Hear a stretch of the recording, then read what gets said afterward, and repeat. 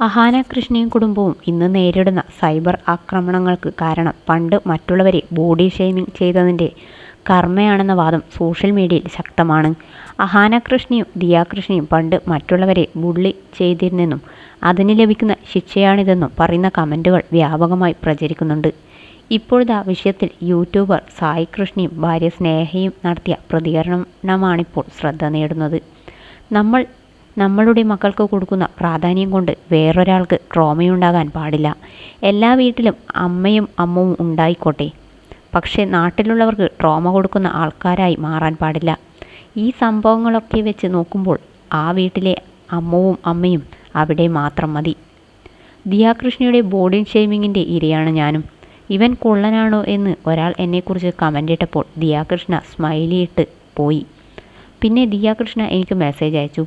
അങ്ങനെ പോയി. പിന്നെ ബ്ലോക്ക് ചെയ്തു. എത്ര പ്രോഗ്രസീവാണെന്നും പറഞ്ഞിട്ടും കാര്യമില്ലെന്ന് സായി കൃഷ്ണ പറഞ്ഞു.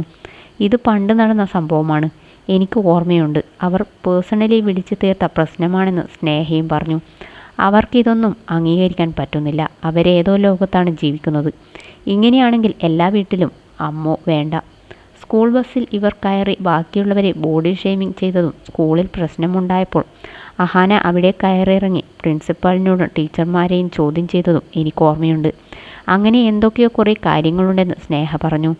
ഇവർ വ്ളോഗുകളിലൂടെ ഹൈ ലൈഫ് സ്റ്റൈൽ ഉള്ളവരാണെന്ന് ബോധിപ്പിച്ചിട്ട് ഇവരുടെ കുടുംബത്തിൽ നടക്കുന്നത് 10-20 വർഷം മുമ്പ് വിദ്യാഭ്യാസം കുറവുള്ള ലോകപരിചയമില്ലാത്ത കുടുംബങ്ങളിൽ നടക്കുന്ന അടികളാണ്. അതിൽ കൃഷ്ണകുമാർ മാത്രമാണ് ലോകം കണ്ട മനുഷ്യൻ. അദ്ദേഹം വന്ന് സംസാരിച്ചാൽ ഈ പ്രശ്നങ്ങൾ തീരുമെന്ന് സായി കൃഷ്ണയും പറഞ്ഞു.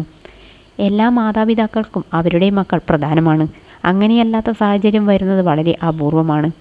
അഹാനയ്ക്ക് സിന്ധുവിൻ്റെ എല്ലാ കാര്യത്തിലും പ്രൊട്ടക്ഷൻ കൂടുതലാണ്. ആ കുടുംബത്തിൽ എന്തു വിഷയം വന്നാലും ആദ്യം മൗത്ത് പീസ് അഹാനയ്ക്കായിരിക്കുമെന്നും സായി കൃഷ്ണ പറഞ്ഞു.